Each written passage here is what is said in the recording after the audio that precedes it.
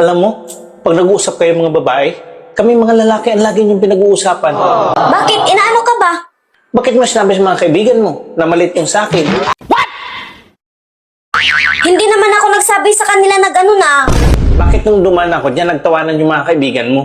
Sabi niya, ang liit at ang cute. Oh, bakit mo na sinabi yun? Ang sabi ko, cute yung sayo. Wala naman ako sinabing maliit.